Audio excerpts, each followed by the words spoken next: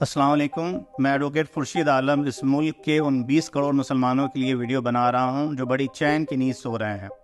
वो चैन की नींद सो रहे हैं और उनके दरवाजे पर एक मुसीबत आकर खड़ी हो गई है। इस बार ये मुसीबत वक्फ अमेंडमेंट बिल 2024 की शक्ल में आया है। बीजेपी गवर्नमेंट ने पार्लियामेंट में मौजूदा वक्फ एक्ट में बदलाव करने के लिए ये बिल पेश किया है।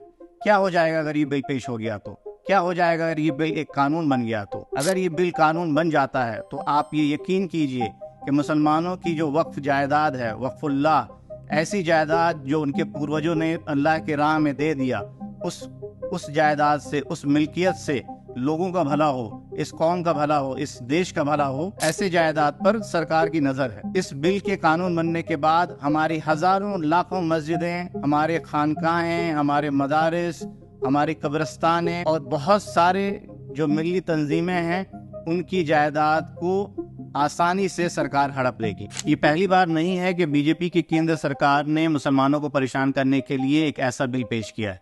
इससे पहले बेशुमार बिल पेश किए जा चुके और वो आसानी से कानून भी बन गया, लेकिन मुसलमान कुछ नहीं कर पाए। खुशी की बात यह है कि इस बार इस बिल को कानून बनने से हम रोक सकते हैं। जब ये बिल पार्लियामेंट में पास किया गया तब अपोजिशन ने बहुत ही जबरदस्त तरीके से इसे रोकने की कोशिश की, जिसके नतीजे में इस बिल को जॉइंट पार्लियामेंट्री कमेटी में रिकमेंड कर दिया गया है। ऐसा नहीं है कि ये बिल कानून बनने से रुक गया है, बल्कि एक छोटा सा पॉज लगा है। अब हम इसे कानून बनने से कैसे रोक सकते हैं? ऐसी सूरत में एक आम आदमी क्या कर सकता है? जिस तरीके से डेमोक्रेसी में हर एक वोट की कीमत है, उसी तरीके से इस पूरे मामले में हर एक आम आदमी की राय की कीमत है। जब इस बिल को जॉइंट पार्लियामेंट्री कमेटी के सामने पेश किया गया है तो जॉइंट पार्लियामेंट्री कमेटी ने आम आदमी से राय मांगी है।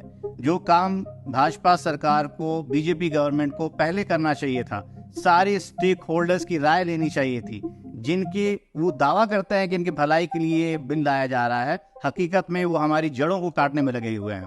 ऐसी सूरत में जब आपके सामने एक नोटिस आया हुआ है, 13 सितंबर तक आपको अपनी राय देनी है, क्या 20 करोड़ मुसलमान में से 50 लाख भी ऐसे नहीं हैं जो अपनी राय को ईमेल के जरिए, खतों के जरिए, एक डेलीगेशन के जरिए जॉइंट पार्लियामेंट्री कमेटी तक पहुंचा सकें? हम जानते हैं कि ये पूरा काम बहुत ही टायरिंग है। आप कैसे एक मेल को बनाएंगे, किस तरह से अपनी बात को रखेंगे? हमने आपके काम को बहुत ही आसान कर दिया है। हमारे पास एक खाका तैयार है। उस खाका में हम क्या कहना चाहते हैं सरकार से, हम क्या कहना चाहते हैं जॉइंट पार्लियामेंट्री कमेटी से, वो सारी चीज़ें लिखी हुई हैं। सिर्फ आप स्क्रीन पे दिए हुए QR कोड को स्कैन कीजिए या फिर लिंक को फॉलो कीजिए और ये लिंक आपको आपके ईमेल बॉक्स तक ले जाएगा। वहाँ से आप बड़ी आसानी के साथ मेल भेज सकते हैं, अपने एहतजाज को, अपनी राय को दर्ज कर सकते हैं। 20 करोड़ में से 50 लाख, ये काफ़ी होगा इस बिल को यहीं ख़त्म करने के लिए।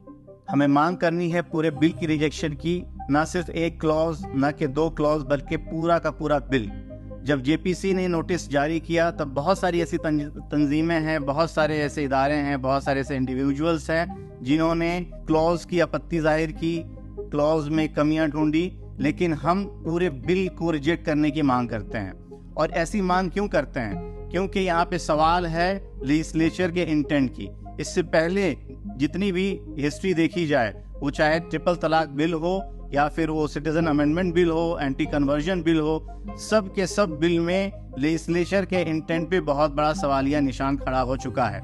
इस बार हम इस पूरे बिल को नकारते हैं, रिजेक्ट करते हैं। एक तारीखी मस्जिद के गिरने का गम हम आज तक अपने सीने में लिए बैठे हैं, और अगर ये बिल पास हो जाता है तो आप अंदाज़ा भी नहीं कर सकते हैं कि कितनी मस्जिदें, कितने मदारिस, कितने खानकाहें और कितनी कब्रिस्तानें हमारे हाथों से निकल जाएगी और हम कुछ कर नहीं पाएंगे। इसलिए आप दिए हुए QR कोड को स्कैन कीजिए, उसमें जो खाका बना हुआ है उसको आप ज़्यादा से ज़्यादा तादाद में शेयर कीजिए, अपनी राय को जॉइंट पार्लियामेंट्री कमेटी तक पहुँचाइए ताकि इस बिल को पास होने से रोका जा सके। और मेरी इस वीडियो को अपने ज़्यादा से ज़्यादा साथियों तक शेयर कीजिए ताकि ये पैगाम भारत के हर कोने तक पहुंच जाए।